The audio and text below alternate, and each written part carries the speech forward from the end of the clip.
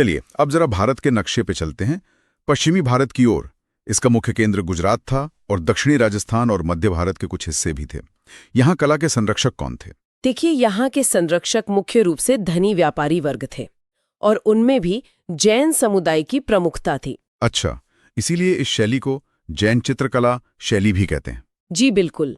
और इन चित्रों को बनाने के पीछे एक खास मकसद भी था, है ना? वो शास्त्रदान की परंपरा। आपने बिल्कुल सही नब्ज पकड़ी है। शास्त्रदान मतलब सचित्र ग्रंथों को मठों के पुस्तकालयों, जिन्हें भंडार कहते थे, उनमें दान करना एक पुण्य का काम माना जाता था। और इसी वजह से बहुत बड़ी संख्या में ऐसी पांडुलिपियां तैयार की गईं। हाँ बिल्कुल। तो यूपीएससी प्रीलिम्स के लिए ये जानना जरूरी होगा कि कौन-कौन से मुख्य ग्रंथ चित्रित किए गए।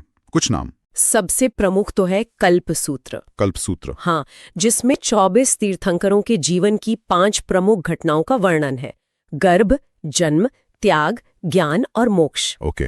इसके अलावा कालकाचार्य कथा, जो आचार्य कालक की कहानी है, और संग्रहिणी सूत्र, जो ब्रह्मांड की संरचना पर एक कॉस्मोलॉजिकल टेक्स्ट है। अब आते हैं इसकी शैली पर। इसकी पहचान क्या है?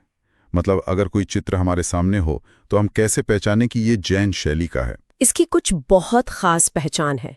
पहला, चमकीले और भड़कीले रंगों का इस्तेमाल, एकदम वाइब्रेंट कलर्स। ठीक है। दूसरा, पतली कोणीय और तार जैसी रेखाएं, एंगुलर लाइंस। और तीसरा जो सबसे अनोखा है, वो बाहर निकली हुई आंख, हाँ, द फर्दर आई।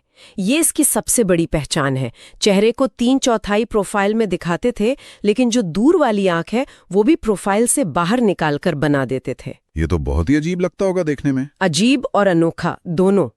इसके अलावा हमें सल्तनत वास्तुकला का असर भी दिखता है, जैसे गुंबद और नुकीले मेहराब। चलिए अब पश्चिम से पूर्व की ओर चलते हैं।